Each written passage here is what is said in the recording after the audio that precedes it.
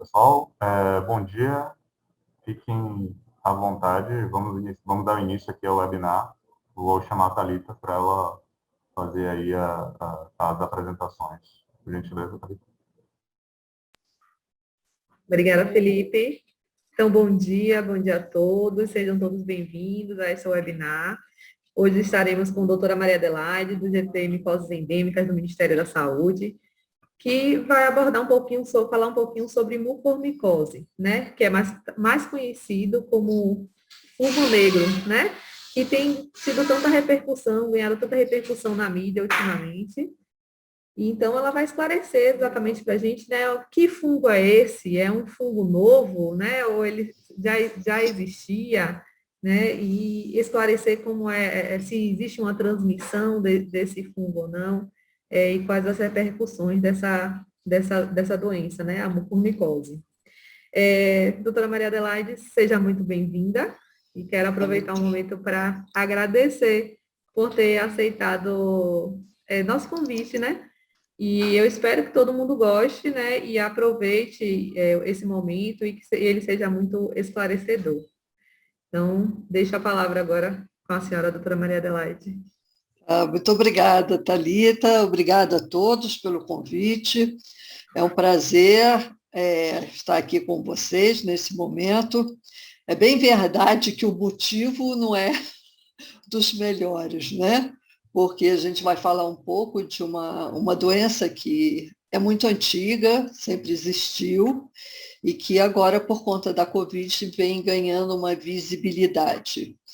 Então, eu vou apresentar o material para vocês, primeiro para situar onde é que essa micose está, tá?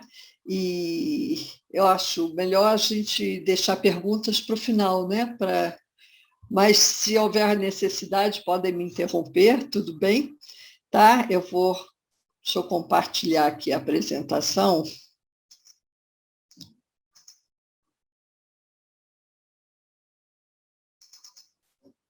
Aqui. Ok. Bom, então vamos falar da mucormicose, né?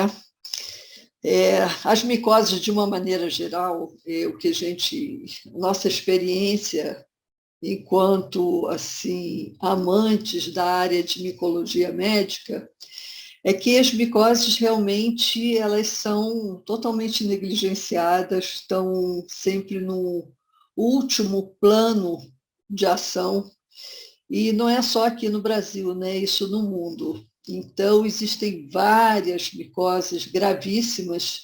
Existe uma organização, que é a GAFI, né? Que é um Global Action for Fungals. Então, eles avaliam que 150 pessoas morrem de infecção fúngica a cada hora, enquanto que o mundo fecha os olhos para esse problema. Então, aqui só para dar uma amostra dessas infecções fúngicas, o tamanho desse problema, então, com relação ao HIV/AIDS, quer dizer, milhares de pessoas, né, milhares de pessoas vivendo com HIV, normalmente são vítimas de infecções fúngicas gravíssimas, né? Mostrando a aspergilose, a histoplasmose, a meningite criptocócica, a pneumocistose, a tuberculose. Quer dizer, então, milhões de pessoas realmente sofrem esses problemas.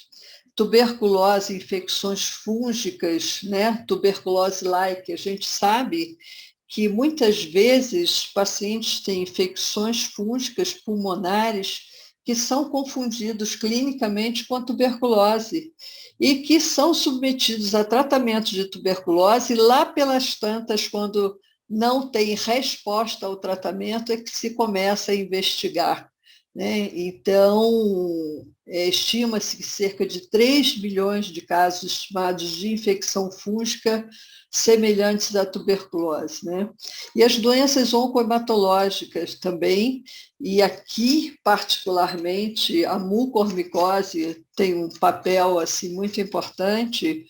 Então, nessas doenças oncohematológicas, onde os pacientes, né, já têm uma alteração importante do seu sistema imunológico, existe todo esse desequilíbrio, né?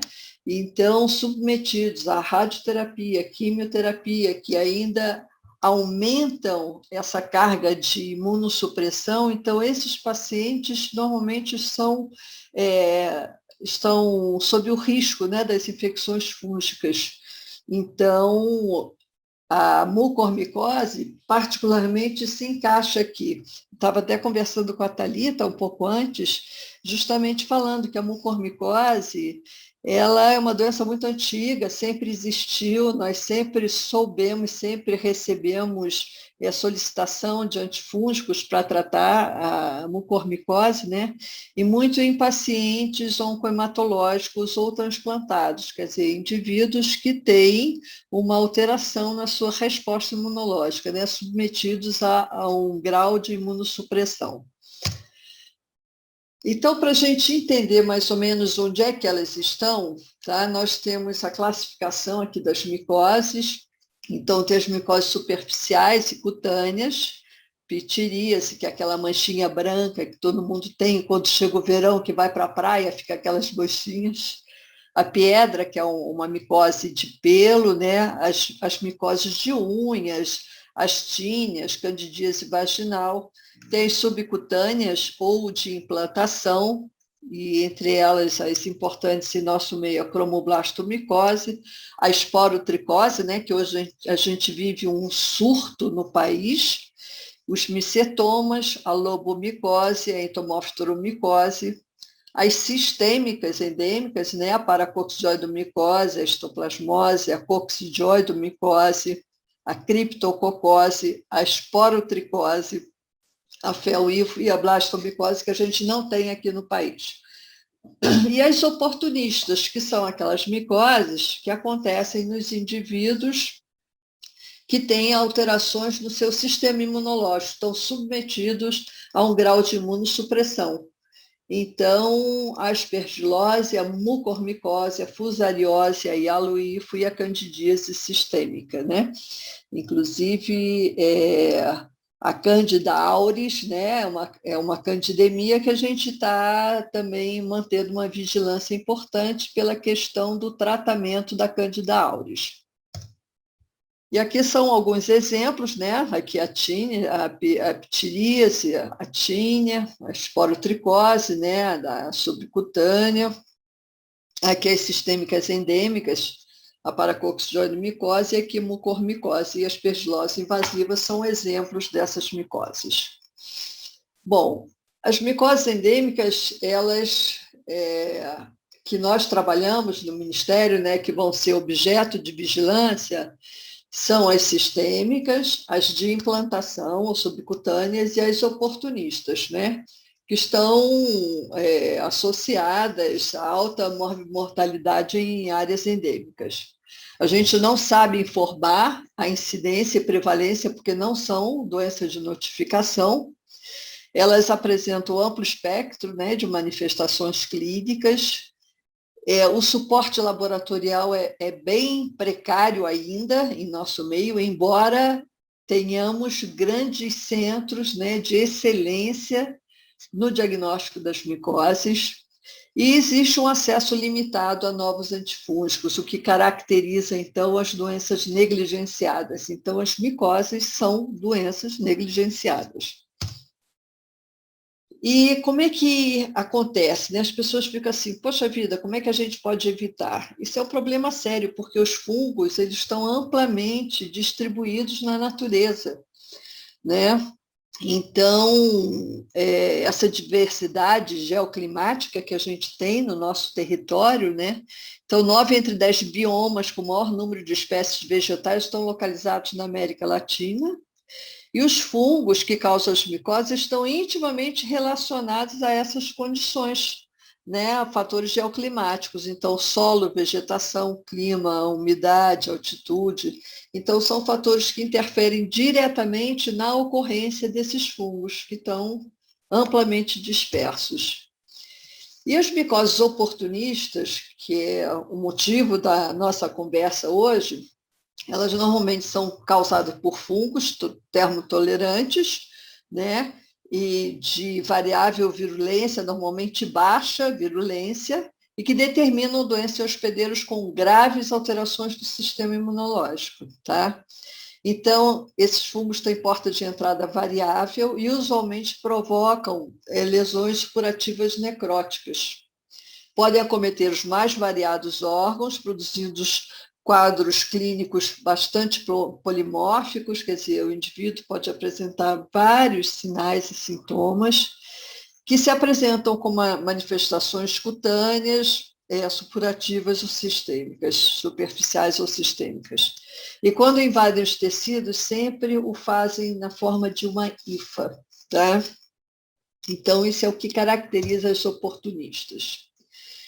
E é bom a gente ter em mente que essas infecções fúngicas, elas são cada vez mais prevalentes no nosso meio, pelo fato de cada vez mais existirem indivíduos com imunossupressão. Então, por quê? Os fatores de risco, né, para essas condições que levam a essa alteração do equilíbrio, né, de defesa do organismo. Então, doenças de base ou condições crônicas como câncer, diabetes, transplante de medula óssea ou de órgãos sólidos, infecção por HIV, administração prolongada de corticosteroides, procedimentos cirúrgicos complexos, uso difundido de dispositivos implantáveis e administração de antibióticos de amplo espectro, que aumentaram muito ultimamente. Então, as infecções fúngicas hospitalares também hoje são um problema. Quer dizer, então, pacientes de UTI, principalmente, que são submetidos a procedimentos invasivos continuamente, são, assim, indivíduos sob um risco enorme de adquirir infecção fúngica invasiva, sobretudo a candidíase, tá? E a mucormicose, então? Bom, a mucormicose, ela é uma infecção fúngica oportunista, altamente invasiva, não transmissível, não existe transmissão de uma pessoa para outra, tá? Isso é uma grande vantagem, entre aspas, das infecções fúngicas, que normalmente elas não são transmissíveis de indivíduo para indivíduo, nem de animais para indivíduo, à exceção da esporotricose. Então, a mucormicose é causada por fungo da ordem dos mucorales, né? Dos gêneros Mucor, Rhizopus, Absidia, quer dizer, são nomes estranhíssimos, né? Então, são algumas espécies dos agentes de mucor. Determinam infecções em pacientes diabéticos descompensados, diarreicos com acidose, aquele indivíduo que tem uma diarreia crônica, entra em acidose, urêmicos, neoplásicos, em especial leucemia e linfoma, transplantado, grandes queimados ou com graves traumatismos por acidente. Então, por exemplo, na mucormicose, a gente vê o que está acontecendo hoje com a Covid. Então, a grande maioria dos casos graves de Covid, né, a gente acompanhou isso muito bem no ano passado e esse ano continua acontecendo. Então, normalmente estava atingindo idosos, mas nem sempre idosos, mas indivíduos com alguma doença de base, alguma comorbidade. E a diabetes, particularmente, é extremamente importante nesse processo. Então, normalmente os pacientes com COVID que apresentam quadros graves de diabetes descompensados, eles evoluem de uma forma mais grave, né? E a mucormicose tem uma ligação assim muito especial com a diabetes, tá? E eles vivem saprofiticamente, né, no meio ambiente. Eles estão dispersos no meio ambiente, são encontrados em substratos orgânicos, em decomposição, fruta, material vegetal, alimentos contaminados, então é sempre bom quando a gente vai pegar um pãozinho, ver se tem um funguinho pequenininho, não come, joga fora, porque eles estão aí, né? Então, e ele vai infectar, os mucorales, eles infectam o homem ou por inalação, tá? Você inala a forma infectante, por inoculação, e aí essa inoculação geralmente é por traumatismo ou por queimaduras, tá? Ou mesmo ingestão dos esporos dispersos no ambiente. Eu não sei se vocês lembram, mas alguns anos atrás houve um tsunami, e nesse tsunami, na Índia, particularmente, tiveram muitos casos de mucormicose. Primeiro que a população da Índia, ele já tem, caracteristicamente, níveis elevados. Você tem muita diabetes lá na Índia. E segundo, depois desse tsunami, onde muitos pacientes sofreram traumatismo gravíssimos, houve um aumento da ocorrência de mucormicose por inoculação, por esse trauma. Então, é uma forma bastante comum lá de acontecer por inoculação, tá? É a implantação. E não há transmissão de homem para homem, nem de animais para o homem. Aqui, esquematicamente, seria a forma de aquisição, né? Então, os esporos que estão dispersos na natureza chama-se esporos ou conídeos, tá? Que são essas formas infectantes, onde a gente inala essas formas infectantes, esses conídeos, e normalmente eles ganham a árvore respiratória, aqui por meio dos cornetos, né, nasais, e chegam até os alvéolos.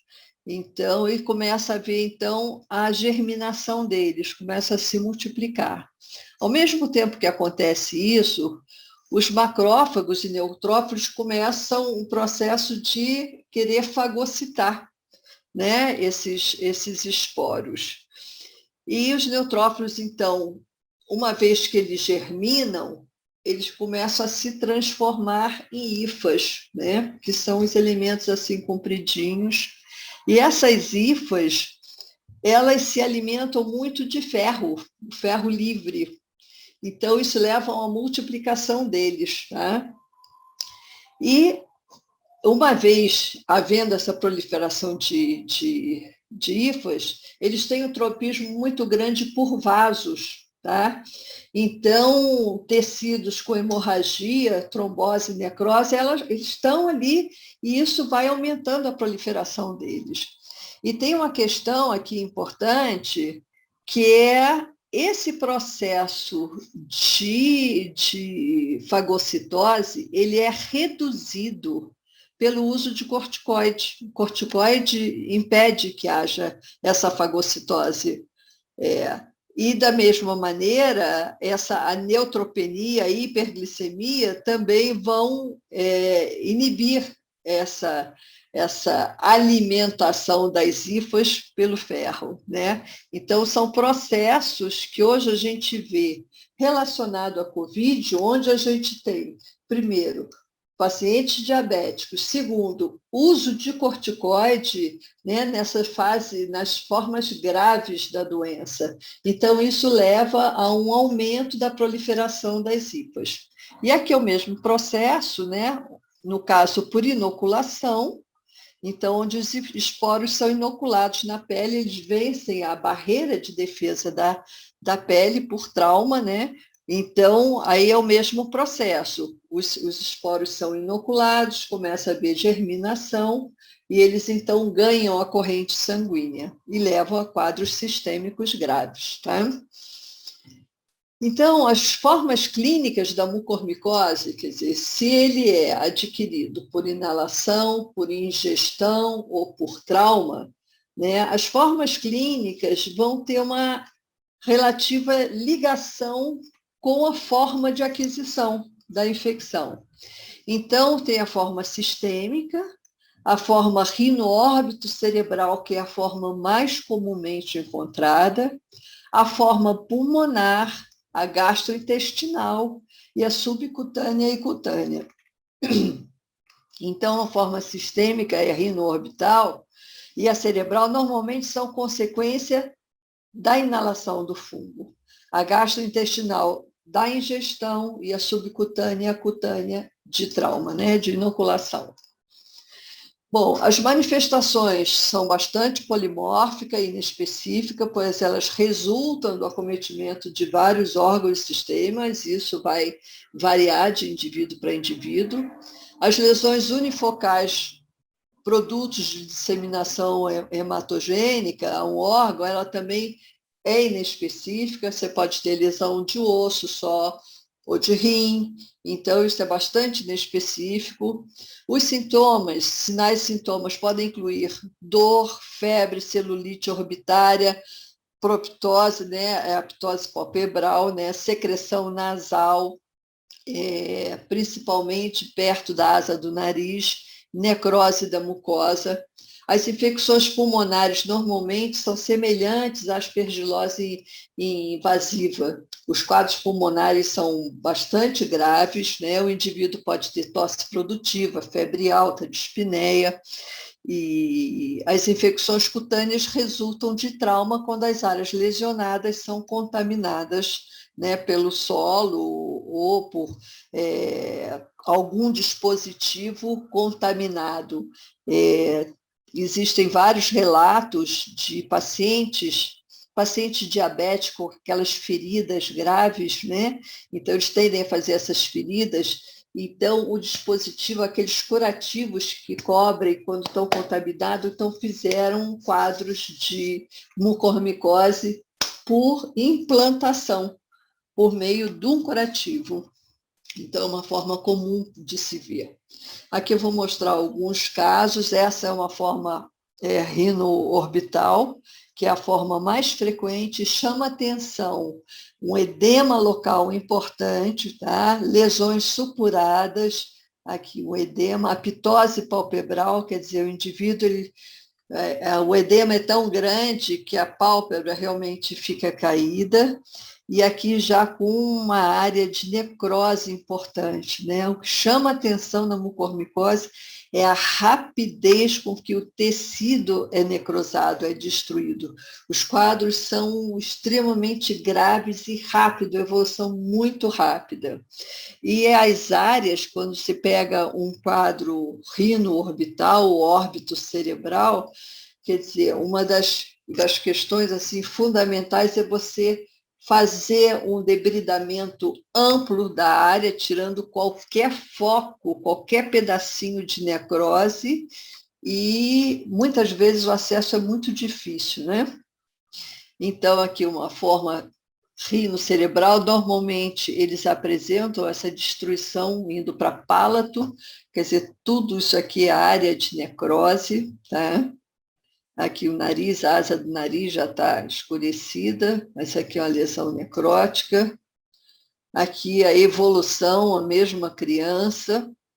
Então, começou com essa lesão. Aqui já estava enorme, está com o rosto todo edemaciado, comprometimento palpebral. Quer dizer, então é um processo invasivo muito grave, muito grave. Aqui um outro, uma lesão inicial aqui e que rapidamente já invadiu o tecido e os órgãos. Aqui um traumatismo, tá? Uma área de implantação, necrose extensa, aqui com perda de tecido, tá? Isso aqui, uma mão também por traumatismo, os tendões aqui expostos, porque a área de necrose é muito grande, muito grande. Então, submetido depois a um enxerto, né? Então, você conseguiu tratar e aqui uma enxertia de tecido. Quer dizer, então são lesões assim muito, muito graves. Aqui uma outra, mostrando áreas de necrose. Você tem perda de substância grande aqui, muita área de necrose, ainda tem tecido de granulação, depois ainda essa cicatriz, né? Aqui um outro caso também mostrando na ressonância a gente vê as lesões, né? E aqui forma pulmonar. Então esse paciente é um paciente diabético que em menos de 24 horas ele evoluiu dessa forma. Ele começou com edema aqui palpebral, periorbitário, e em 24 horas ele já estava com essa lesão. Quer dizer, então a gente tem que pensar rápido e agir rápido, porque os casos são muito graves. Aqui é uma bola, uma lesão grande pulmonar, aqui múltiplos nódulos, e aqui é o grande causador disso, né? Aqui é uma IFA. As formas pulmonares, aqui mostrando, paciente de leucemia. Então, ele tem cavidades, primeiro fez esse processo aqui infiltrativo, e depois mostrando, então, cavidades aqui pós essa consolidação. E o diagnóstico? O diagnóstico, os pacientes com lesões de palato, face, pele, devem ter coleta de biópsia para análise, né? Então, análise microscópica, cultura e exame histopatológico. São esses os exames que a gente tem que colher. Então, você viu a lesão semelhante, então você tem que fazer biópsia, e desse material de biópsia você faz a microscopia direta, né, para fungo, a cultura e o exame histopatológico. Essa presença de hifas de hialinas não septadas, porque as hifas normalmente elas são transparentes e elas têm septos. E o que chama atenção na muco é que elas não são septadas, normalmente são hifas inteiriças, hifas bastante largas e com a ramificação em 90 graus. Normalmente parece assim. Então, ele é indicativo, ele sugere muito. Quando você encontra no exame direto uma hifa com essas características, ele já sugere o diagnóstico. E o importante é o seguinte, você suspeitou, você colhe o material e começa a tratar, não tem que esperar o exame chegar para tratar, não. Tá? Suspeitou, colhe material e começa a tratar. Então, aqui o diagnóstico micológico, né, faz o exame direto e a cultura. Isso aqui é um exame direto, então aqui a IFA, né, essa hialina. Então, ela não tem septo, ela é inteiriça, e as ramificações dela normalmente são em ângulos de 90 graus, isso chama atenção. Aqui é uma cultura, mostrando esse aspecto cotonoso e que começa branco e vai escurecendo. E aqui um pedacinho de histopatologia, vou mostrar outros aqui. Isso aqui é um exame direto, tá? Isso aqui mostrando o esporângio, que é a forma germinativa dele. Então, essa forma germinativa, ela, quando alcança a maturidade, ele se rompe e libera novas células, tá? Isso aqui é a germinação que vai aumentando, então. Tá aqui. Aí tem várias dessas espécies, né? Então, tem o Rhizopus, isso aqui é um Rhizopus. E, então, ela normalmente não tem septo, aqui são aspectos só da colônia, são colônias belíssimas, bonitas, bem peludas, né? Desculpe, cotonosas. E aqui mostrando um esporanjo, né, com os esporangiosporos. Isso aqui cresce, germina, ela se multiplica e ela rompe, liberando novas células. E aqui, então, a histopatologia. Histopatologia dá para a gente ver tanto na coloração habitual, que é a hematoxilina e eosina, como colorações especiais para fungos, onde a gente faz impregnação pela prata. Aí o fungo grita para você, estou aqui. Então, eles aparecem muito mais facilmente, né? Então, aqui é uma artéria coronariana, quer dizer, eles têm esse tropismo por vasos, né? Eles invadem, fazem verdadeiros trombos. Então, aqui mostrando essas hifas escuras, né? Porque estão coradas com impregnação pela prata. Aqui uma outra coloração. Então, chama atenção isso, são hifas normalmente muito largas, tá? Aqui já é outra coloração onde ele aparece bem. Então, isso aqui já faz o diagnóstico, tá? E é claro que para você saber qual é a espécie, e que só serve mesmo para fins epidemiológicos, né? Aí você tem que submeter o material à cultura, né? Mas pelo histopatológico, você normalmente fecha o diagnóstico.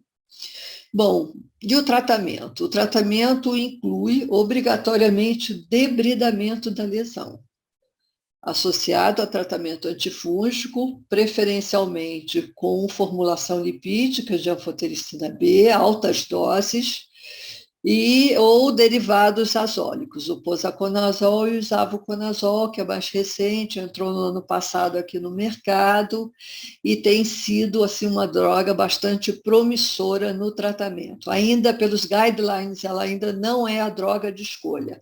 A droga de escolha continua sendo a anfotericina lipossomal.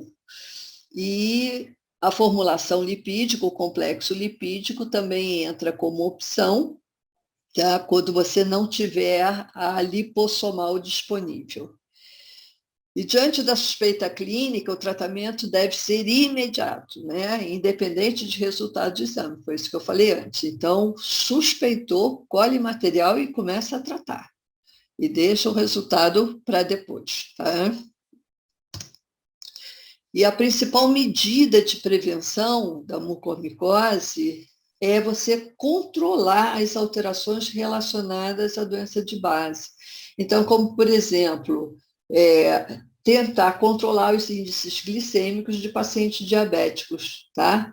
Ou controle de indutores de imunossupressão. Então, por exemplo, paciente neutropênico, você tentar controlar a neutropenia desse paciente, para que você evite a doença. A mesma coisa o diabético, não deixar esse diabético descompensar, tá? Então, essa é a principal medida de prevenção da mucormicose.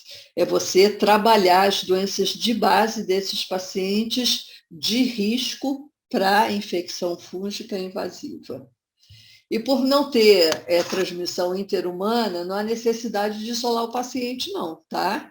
Então, os pacientes hoje, que a gente tem sabido, estão isolados por conta da Covid e não por conta da mucormicose, tá? Porque não passa de um indivíduo para o outro, tá? Então, os cuidados são as medidas de controle usuais em hospitais, né? E as micoses, elas não integram a lista nacional, né, de agravos de notificação compulsória. Elas também não são objeto de vigilância de rotina e a gente não tem dados epidemiológicos da ocorrência, da magnitude, da transcendência da mucormicose em nível nacional, né? Então, a gente não consegue saber quantos pacientes a gente tem de mucormicose. O banco de dados que nós dispomos, que é o SIH, né? Então, só para mostrar aqui a discrepância, né, desses casos, nós fizemos um levantamento de 2009 a 2018, né? Pegamos o SIH e fizemos um levantamento de todas as micoses, para a gente ter uma noção mais ou menos qual é a situação. E aí nós encontramos, assim, inconsistências importantíssimas, como no caso a coccidioidomicose, que é uma micose, a gente teve até um webinar na semana passada sobre coccidioidomicose. Nós temos no Brasil pouco mais de 200 casos notificados, né? De registro de ocorrência. E, no entanto, no SIH te dá esse número absurdo de 3.800 casos, né? Então, totalmente incompatível com a realidade. A mesma coisa para a coccidioidomicose, que é a nossa principal micose endêmica. Temos só, nesses 10 anos, só 3.072 casos. E a mucormicose, nós temos aqui um total de 6.204 casos. Não sabemos realmente precisar qual é essa realidade nossa, né? Então, nós temos um banquinho de dados nossos que nós distribuímos, né, antifúngicos. Então, na distribuição desses antifúngicos, no nosso banco, nós fizemos um levantamento de quem usou complexo lipídico de anfotericina B, e nós tivemos, então, nesse período, um registro de 119 casos, né? Bem diferente daquilo que foi mostrado. E aqui um caso, a gente ainda está atualizando, porque está dependendo ainda das confirmações dos casos relacionados à Covid. Nós já estamos com 50 casos este ano, tá? De 2021, de mucormicose. Não são os 50 relacionados à Covid, tá? Então, esse nós tiramos do nosso banco de dados e agora, em articulação com todos os CIEVs, né? O CIEVs nacional, então, todos os CIEVs encaminham as notificações e nós estamos, então, consolidando esses casos para divulgar, né? E a mídia tem estado em cima, né? Todo dia a gente tem que atualizar esses dados, mas nós já estamos com um total de 50 casos, isso até ontem, notificados. Então, quando pensar em mucormicose, né? Isso aqui é importante, relacionada à Covid. Então, sempre pensar no paciente diabético descompensado com Covid em curso ou posterior, que desenvolve quadro de sinusite confirmado por imagem e que apresenta pelo menos um dos seguintes sinais ou sintomas. Os precoces, dor aguda e localizada, incluindo dor com irradiação para o olho, febre, comprometimento do estado geral e dor facial intensa. Esses sintomas são precoces, tá? E os mais tardios, úlcera nasal com exudato negro, sangramento, edema de face, assimetrias na face, dor ocular, ptose palpebral, alterações visuais, amaurose, hematomas e necrose ao redor do nariz. Extensão do seio paranasal para barreiras ósseas, incluindo órbita e palato. Quer dizer, então, a gente ainda não tem dados, por isso que até nós pedimos a inclusão quando os CIEVs estaduais, municipais forem comunicar, estiverem diante de um caso e que vão notificar esse caso, nós colocamos algumas datas que são importantes a gente ver, até para tentar conhecer em que fase da doença, porque nós temos casos de pacientes que tiveram Covid e que 3, 4 meses depois vieram apresentar o quadro de mucormicose. Quer dizer, será que esse paciente ele manteve uma imunossupressão grande esse tempo todo? Quer dizer, então é importante a gente saber essas datas, quer dizer, quando foi o início da Covid, os primeiros sinais e sintomas de Covid, quando que foi confirmado o diagnóstico de Covid e quando a data do diagnóstico de mucor, né? Para a gente ver essa relação, né?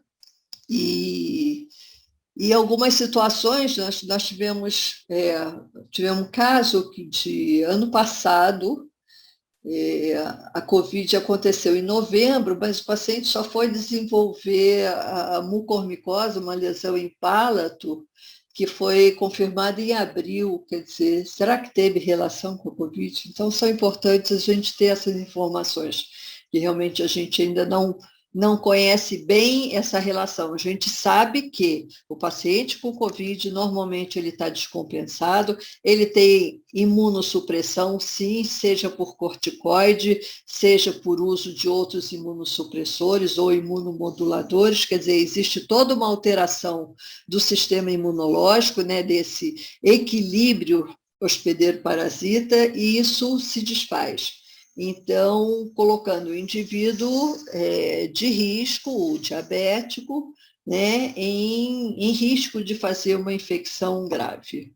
Então, é importante, quando pensar em mucor e Covid, tá? Então, sempre esse paciente diabético em curso, com Covid em curso ou posterior, e que desenvolve esse quadro de sinusite, confirmado por imagem, que apresenta pelo menos um dos seguintes sinais e sintomas: dor aguda e localizada, e as lesões que vocês viram, que são lesões muito feias e que evoluem muito rapidamente.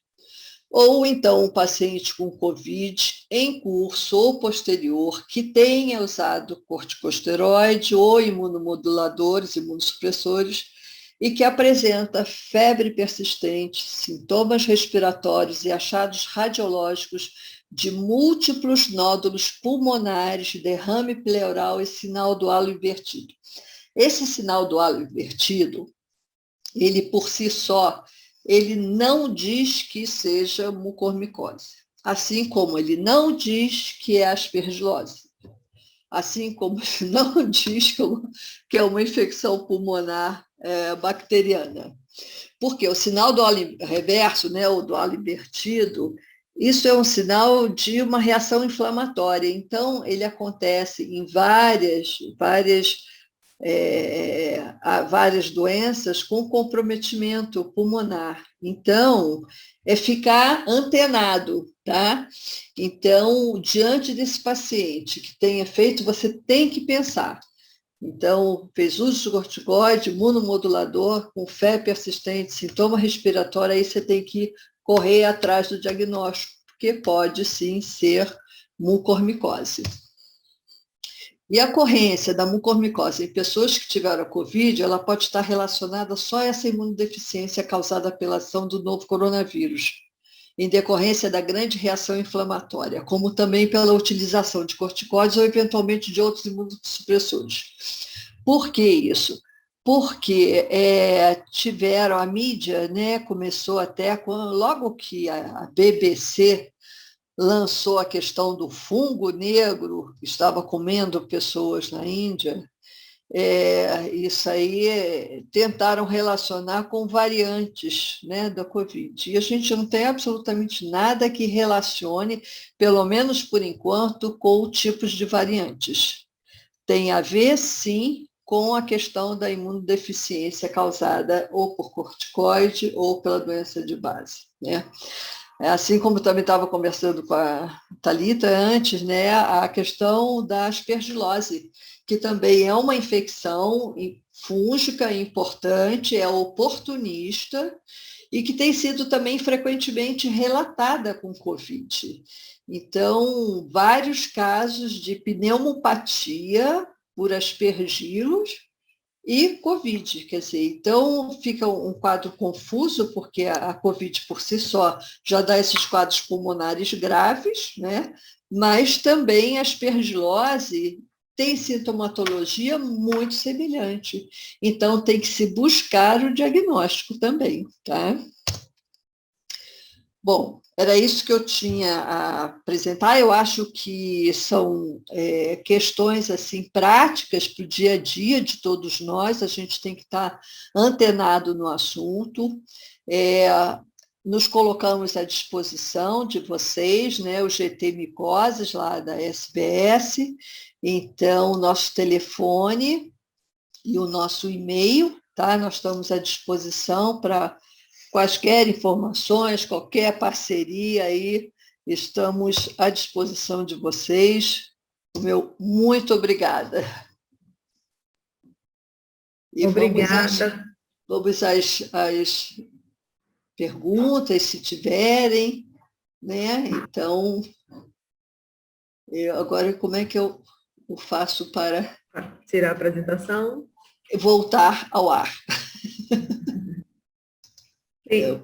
Geralmente fica em vermelhinho na tela. Stop share. Pronto, cheguei. Voltei. Pronto. Doutora Maria Adelaide, obrigada. Sua aula realmente muito esclarecedora, né? É muito importante para a gente. Tem muita gente aqui que são dos núcleos epidemiológicos hospitalares, né? Que estão acompanhando aqui a aula. E aí eu queria aproveitar, vou fazer uma apresentaçãozinha aqui também, que é no último dia, deixa eu compartilhar aqui com a tela. No último dia 16, né, a gente aqui, enquanto CIEVS Bahia, emitiu um comunicado de risco justamente para alertar sobre o risco de caso de mucormicose, né? Então, nesse comunicado, a gente fez aqui uma breve introduçãozinha sobre a doença, né?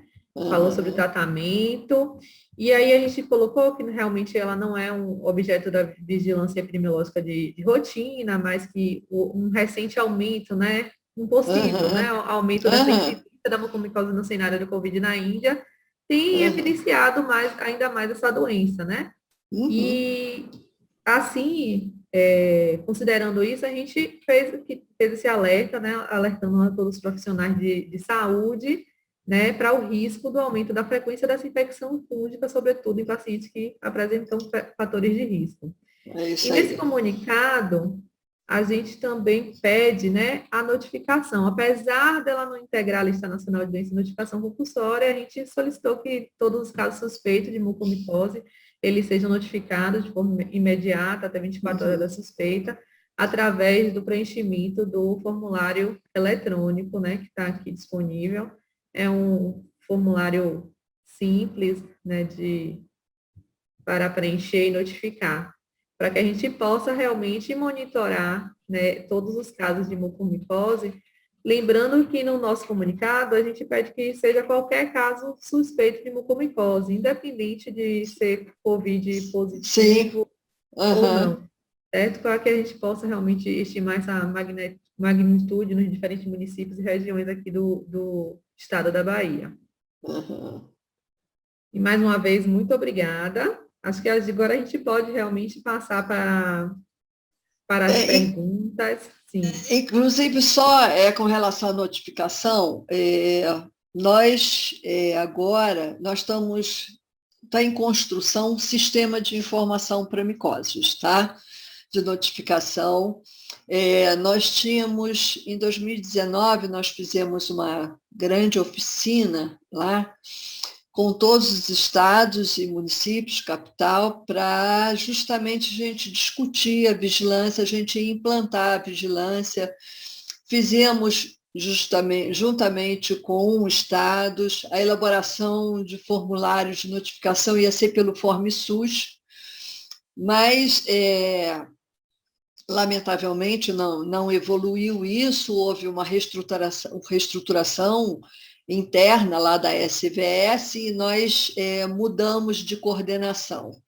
Então, hoje nós estamos junto com a coordenação de tuberculose, né? Mudamos de departamento, inclusive, e então nós agora estamos em construção de um sistema de informação onde ficou definido que as micoses vão ser de notificação, não de notificação compulsória, tá? Mas vão ser de notificação, inclusive a parte inicial desse projeto de implantação, desse programa de implantação, tem mais a ver com medicação, liberação de antifúngicos, porque inclusive é uma forma da gente só liberar o antifúngico se o caso estiver notificado, né? Então, você vincular isso, e a gente deve estar fazendo um piloto agora do segundo semestre, né? Então, foi assim um ganho importante, porque, como a gente viu no início, elas são doenças negligenciadas. Em 2020, chegou a sair na portaria de notificação compulsória, né, na lista de notificação compulsória para a coccidioidomicose, a criptococose e a esporotricose, que nós tínhamos pleiteado para integrar a lista de notificação, e por uma questão pessoal, o então secretário da SVS decidiu que não seriam, e aí até saiu uma outra portaria retirando as 3 doenças da notificação. Então, Agora a gente sabe que não vai ser notificação compulsória, embora eu continue achando que algumas delas têm que ser. A esporotricose é uma delas, a esporotricose de transmissão felina, que está incontrolável esse surto, isso tem que ser notificação compulsória e nós vamos continuar trabalhando nesse sentido, né? Mas, de qualquer forma, as micoses, todas elas, com exceção das superficiais, tá? Elas, no caso, as sistêmicas, as de implantação e as oportunistas, elas brevemente estarão sendo notificadas, o que vai ser assim, muito bom para a gente poder ter noção, né, da ocorrência no país e traçar estratégias de controle, né, dessas doenças, medicamentos, né, para liberar. Então, até agora nós tivemos incorporada a flucitosina para os tratamentos de cripto e o CRAG, né, que é uma importante ferramenta diagnóstica, né, de criptococose. Então, conseguimos incorporar o CRAG para pacientes vivendo, pessoas vivendo com HIV. Então, isso vai ser assim, um ganho muito importante, né, pela oportunidade do tratamento, da intervenção. Então, você diagnosticou, né, porque a gente sabe que a sensibilidade e a especificidade do CRAG, no caso da meningite, ele é capaz de diagnosticar a infecção, né, antes do indivíduo ter sintomatologia. Então, acho que isso é extremamente importante, porque você já começa o tratamento preemptivo, né? Então, são essas as novas. Brevemente, a gente vai estar trabalhando a parte de vigilância. E uma coisa importante também que nós estamos fazendo é a reestruturação da rede diagnóstica. Então, a CGLab está com plano de ação, nós estamos trabalhando juntos para reestruturar a rede diagnóstica de micoses, que estava até então parada, né? Então, não adianta a gente ter vigilância se não tiver laboratório. Então, a gente não vai conseguir deslanchar, tem que andar casadinho, né? Então, é isso. E estou à disposição para perguntas. Doutora Maria Adelaide, eu queria aproveitar que você tocou aí no assunto sobre o sistema de notificação que vocês estão formulando, né, para poder justamente vincular com essa solicitação do complexo, né? Uhum. Aí eu queria e do ITRA também. Justamente, poderia só esclarecer que realmente que o complexo lipídico, né, isso o da anfotericina B, ele está disponível, né, ele é disponibilizado de forma gratuita, né, pelo SUS, através do GT. Será que a senhora pode falar, só explicar aqui para todo mundo? Claro. Hoje nós distribuímos o itraconazol, que estava em desabastecimento, está chegando agora o itraconazol, e o complexo lipídico de anfotericina B. Então, a gente tem uma ficha específica de solicitação que a gente ainda usa, quando tiver o sistema, essa ficha some, mas ainda é uma ficha física, tá? De solicitação de antifúngicos, onde existe a identificação do paciente, uma pequena descrição do caso e a solicitação, quanto que você quer, e alguns dados do paciente, alguns exames. E então, a gente analisa caso a caso. Então, é só mandar para o GT Micoses essa solicitação.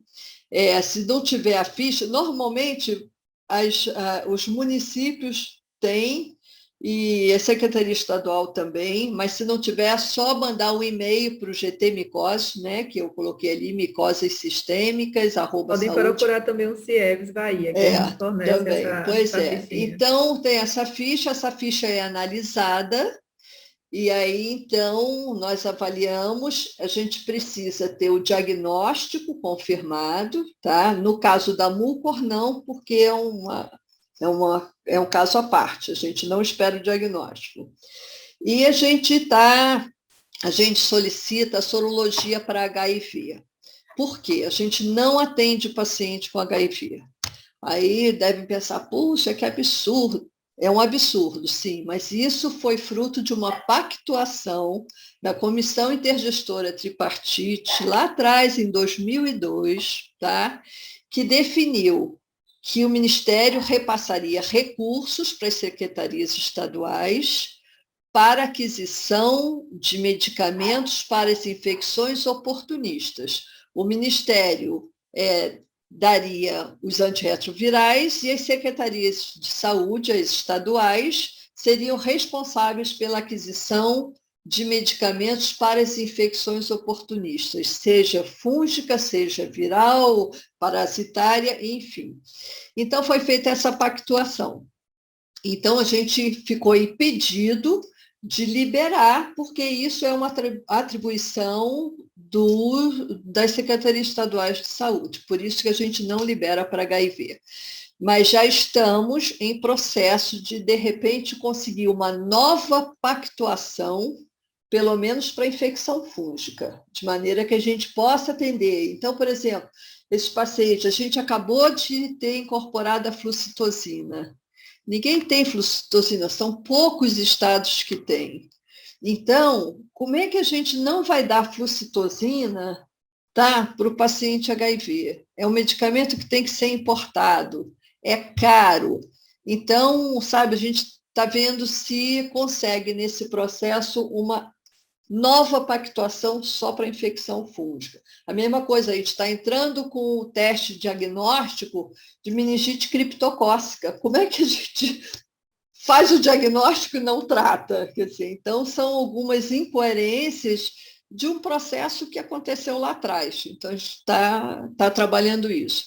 Então, a gente libera, analisa, libera, estando todo direitinho, e normalmente 5 dias que leva para a medicação chegar, e chega na instituição que solicitou, no hospital que pediu. Então, vai direto para aquele paciente. Tá? E aí, se houver necessidade de prolongar o tratamento, basta ter um relatório do médico justificando por que está pedindo mais tempo, mas é liberado sem problema, a gente tem liberado. E a gente tem conhecido esses casos de mucormicose já por conta desse banco de dados, justamente pela solicitação do complexo lipídico de anfotericina B. Vamos, E então, agora... o itraconazol, assim que liberar o estoque, e aí o itraconazol nós também fazemos caso a caso, porque também tem, a gente sabe das dificuldades, né, dos estados, as dificuldades do nosso país, né? Então, mas a gente também não pode deixar de ter bom senso. Então, por exemplo, a gente descentralizava o itraconazol, pediu, a gente estava mandando uma planilha até o dia que nós começamos a avaliar a planilha. Então, assim, criancinhas com meses o pessoal pedindo uma quantidade enorme de itraconazol. Quer dizer, um bebezinho já não vai usar itraconazol, não pode usar. E ainda, então, sabe, inconsistências muito grandes.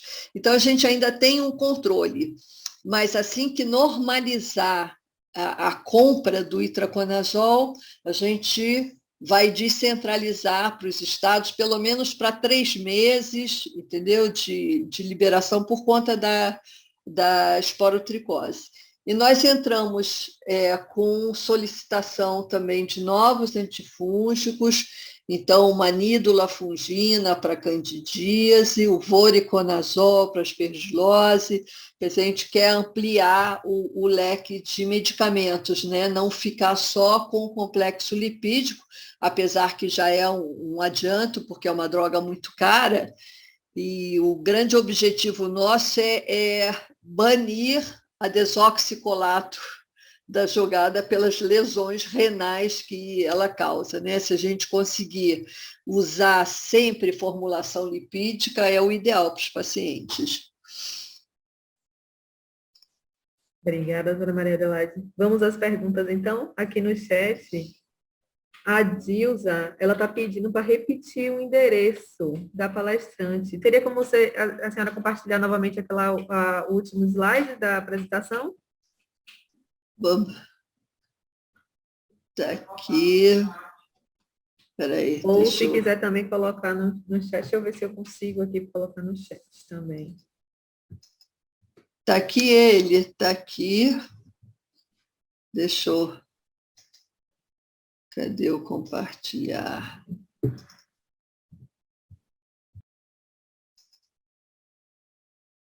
Tá?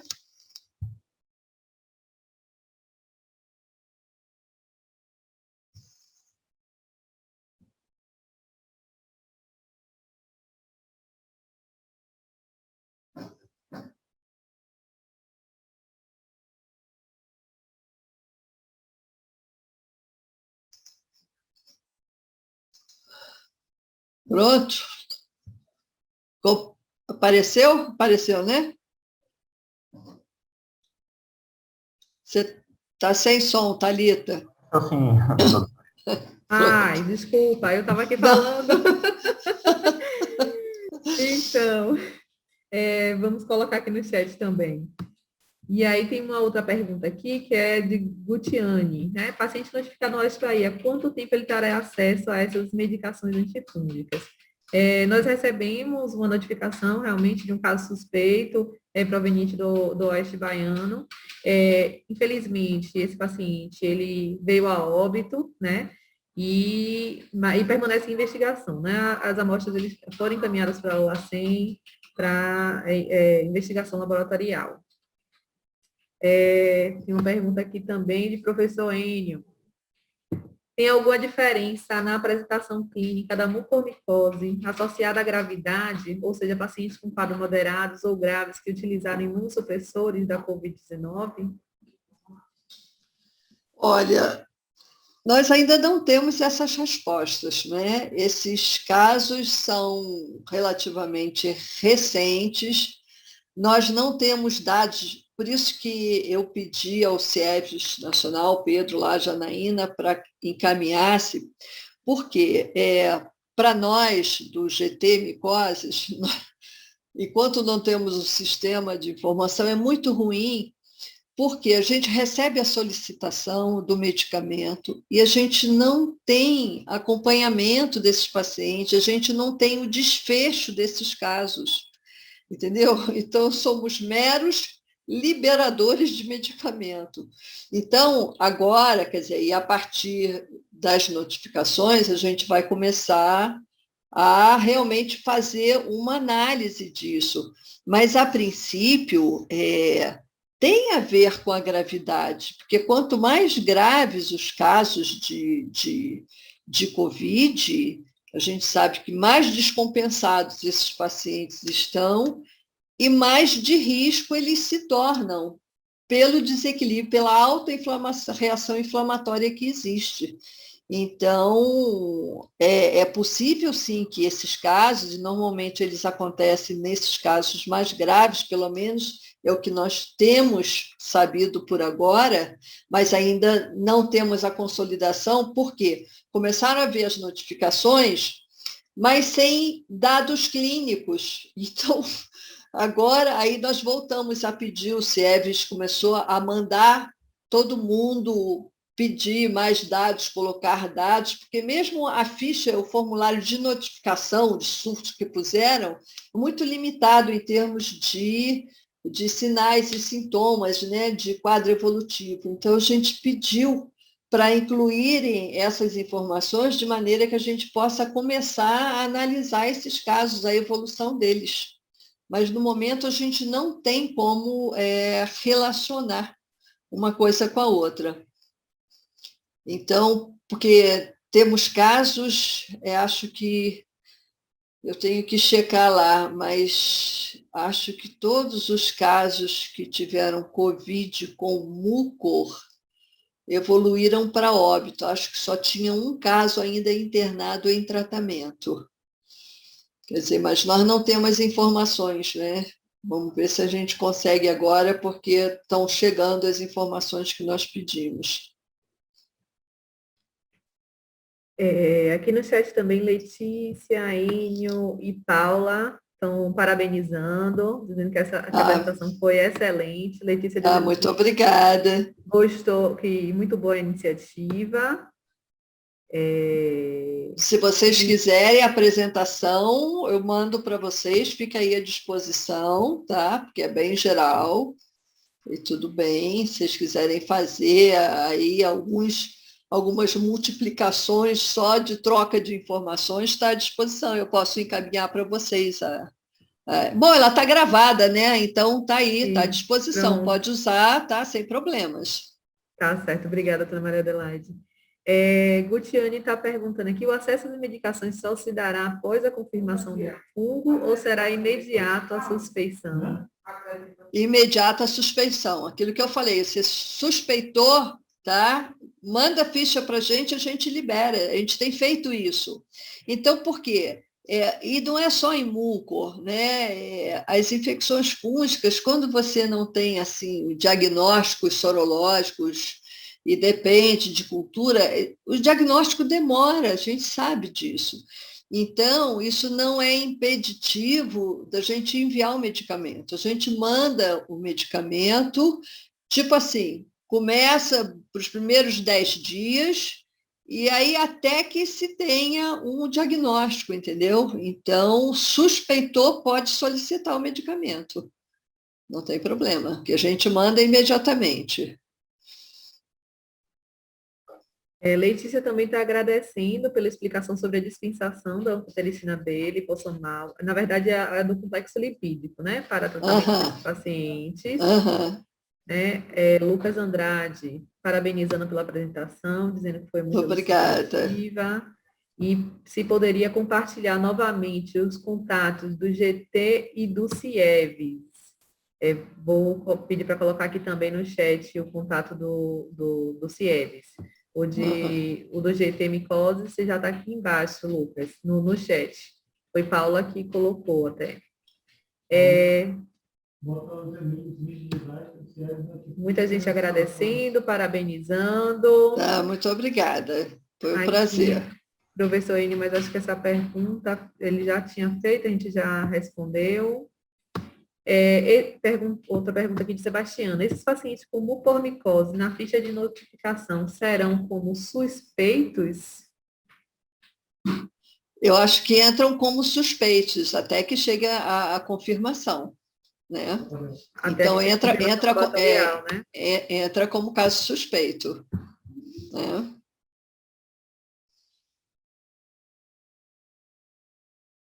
A outra pergunta.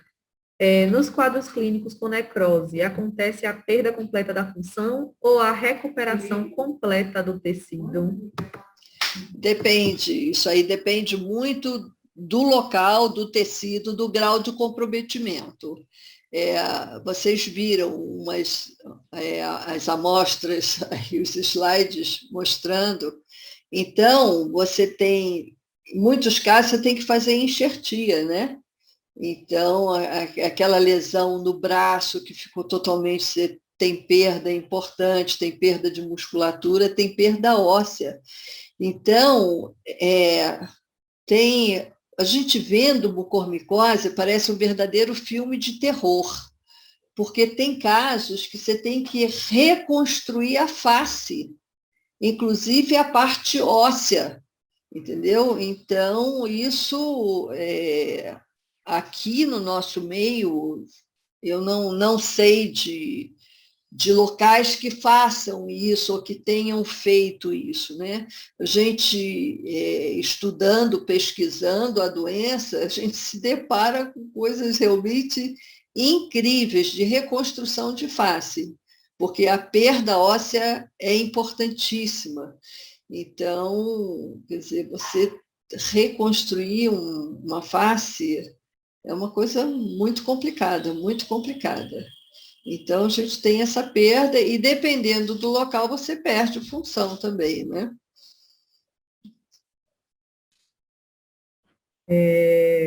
Vanessa está aqui dizendo que vai repassar as informações para toda a equipe, eles de Grissar. Jamile está dizendo que seria interessante, sim, se possível, compartilhar o conteúdo, né, o material, pelo e-mail. A gente pode fazer isso? Pode fazer isso, pode passar, está disponível. Pronto. Doutora Maria Adelaide, a gente tem até a apresentação que foi feita para a gente enquanto CIEVES Nacional. Poderia disparar aquela apresentação? Pode. Uhum. Aqui embaixo a gente colocou já os contatos do CIEVES, o Sara parabenizando a todos os envolvidos. Muito obrigada. E Gutiane botou, considerando que todos os pacientes com Covid-19 que sejam imunodeprimidos são mais suscetíveis ao surgimento da mucormicose e com altíssima probabilidade de evolução a óbito, não seria plausível a disposição desses medicamentos nas unidades hospitalares para que o tratamento seja feito imediatamente à suspeição, depois seria notificado? Estrategicamente é claro, né? Isso aí era o ideal, mas a experiência que a gente tem dispensando o complexo lipídico, quer dizer, a gente tem assim, muito cuidado com medicamento de alto custo, tá? Porque nós já tivemos experiências onde a gente tentava manter um pequeno estoque, tá? E esse medicamento era usado para qualquer coisa, e quando chegava realmente uma micose, não tinha o medicamento. Por isso que nós voltamos a não descentralizar, só mediante caso a caso. Mas isso é algo que a gente está discutindo, com que as unidades tenham pelo menos um mínimo para iniciar, tipo, 10 dias de tratamento, entendeu? Porque realmente é um tempo precioso, né? E muitas vezes, quando a gente não libera, a gente até conversa com instituições para ver se empresta isso e aquilo. Então, por exemplo, a questão da lipossomal. A anfotericina lipossomal não adianta, é do programa de leishmanioses. Então, ela é exclusiva. E muitos médicos pedem para a gente para ver se a gente consegue liberar. Eu não posso liberar um negócio que não é meu, é da leishmaniose. E por que é exclusivo da leishmaniose? Porque é um medicamento subsidiado pela OMS. Então, a Organização Mundial de Saúde paga, digamos, 80% do valor da lipossomal e o Brasil paga os 20%, colocando assim essa proporção. Enfim, então você só pode usar esse medicamento para aquilo. Na época nós tínhamos a lipossomal, e quando passou a ser subsidiado, nós tivemos que deixar de ter a lipossomal. Por quê? Porque a legislação impede que o Ministério da Saúde adquira o mesmo medicamento com preços diferentes. Isso aí é uma questão administrativa e jurídica, né? Então, nós passamos a fornecer o complexo lipídico. Nós temos complexo lipídico.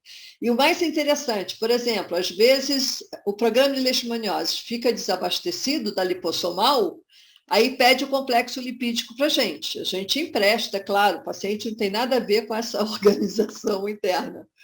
Então, a gente empresta. Só que o programa de leishmaniose não devolve para a gente, porque ele não tem complexo lipídico, ele tem a lipossomal, e a lipossomal só pode ser usada em leishmaniose. Então, mas a gente está vendo essa questão porque existem situações realmente que tem que ter um estoque mínimo.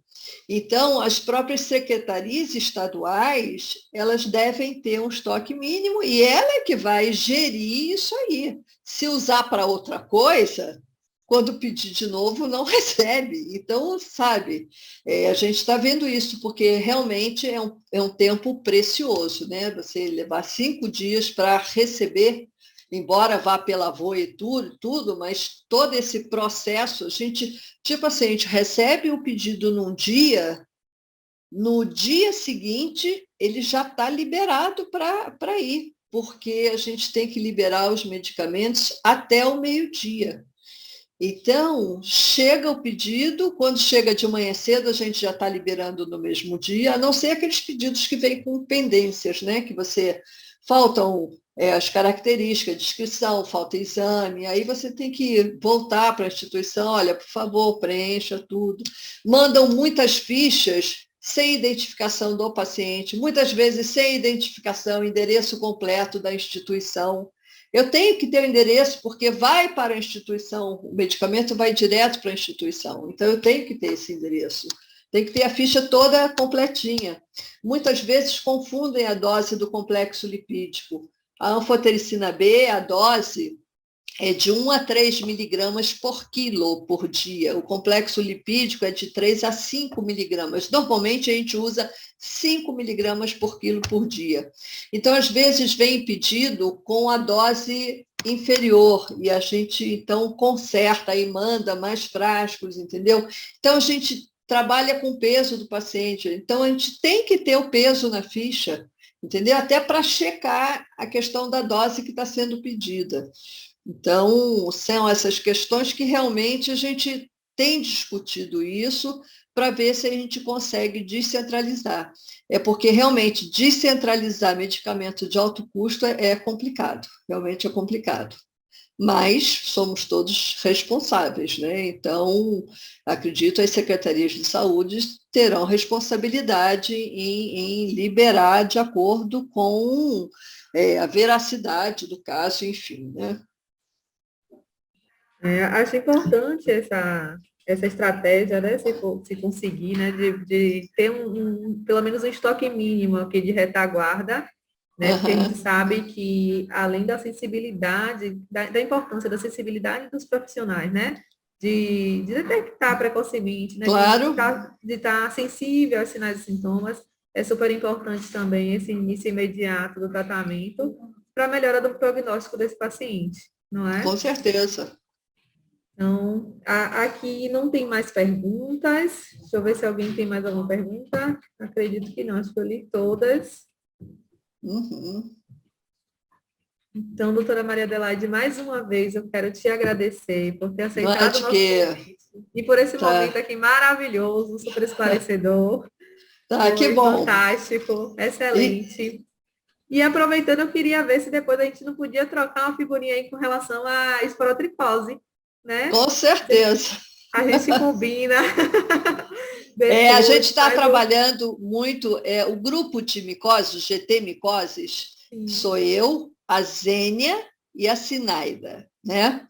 A Zênia e a Sinaida são enfermeiras.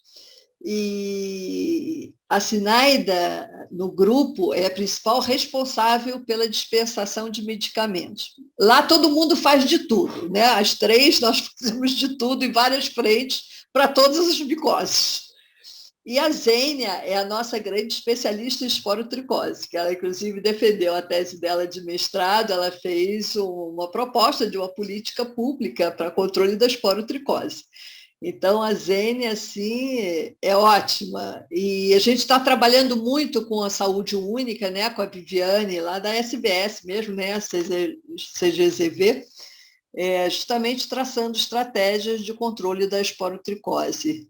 Mas estamos à disposição, Thalita, sabe? Vocês têm participado dos webinários? Sim, toda segunda-feira a gente está nas plenárias, na verdade, do CIEV, e temos participado das webs também, sempre que possível. Porque nós fizemos de esporo, foi excelente, vocês não tiveram oportunidade não de participar? Da esporotricose, eu não tive, mas teve alguém aqui da equipe que participou. Nós terminamos agora uma leva, né? Aí fizemos, o primeiro nosso foi de histoplasmose, depois fizemos de cripto, fizemos de esporo, aí fizemos de paracoccioidomicose, que foram 2, e foi assim excelente, e fizemos de coccidioidomicose. Então, agora, no segundo semestre, nós vamos passar para as oportunistas. Então, vamos dar um time agora, em julho já vamos recomeçar a programação das oportunistas. E voltar algumas questões, né? Porque realmente mucor e aspergilos, inclusive é o nosso calcanhar de Aquiles, a aspergilose, porque ninguém faz diagnóstico, ninguém, sabe, achou raio-x com halo invertido, isso é aspergilose, aí pede. E não adianta que a gente não libera medicamento se não tiver o diagnóstico. Então, nós vamos recomeçar os nossos webinários. Mas estamos lá à disposição para discutir esporo aí. A gente tem liberado, quer dizer, estávamos liberando muito medicamento para ir, para esporo. Inclusive, na oficina que nós fizemos, foi alguém acho que de Camaçari, que Camaçari acho que estava com um problema grande de esporo. Acho que Sim, sim. teve. Camaçari. Então, estamos lá. Só liga, manda um WhatsApp, manda Pode e-mail, deixar. que a gente Que a gente está faz o entrando em convite. ação. Tá bom? Tanto para a senhora quanto para a Zênia, então. Tá É só ok. mais acho que tem mais uma pergunta aqui, que pareceu foi de Gutiane, deixa eu ver. Pude acompanhar a evolução desse paciente com suspeita de fungo negro aqui no oeste da Bahia e pude perceber um avanço de disseminação muito rápida. Precisamos prover estratégias de tratamento mais rápido aos pacientes da rede que estão mais distantes da capital do estado. Uhum. E aí ela parabenizou e agradeceu pelos esclarecimentos. E aqui no chat também a gente disponibilizou o nosso formulário de notificação para, caso precise notificar algum caso suspeito de mucormicose. É isso. Obrigada, É doutora isso. Maria Adelaide. Tá, obrigada a Mais uma vez. vocês, tá? Uma ótima Tchau semana a para todos. todos, tá? Gratidão, viu? Gratidão. Um abraço. Tchau. Tchau, tchau.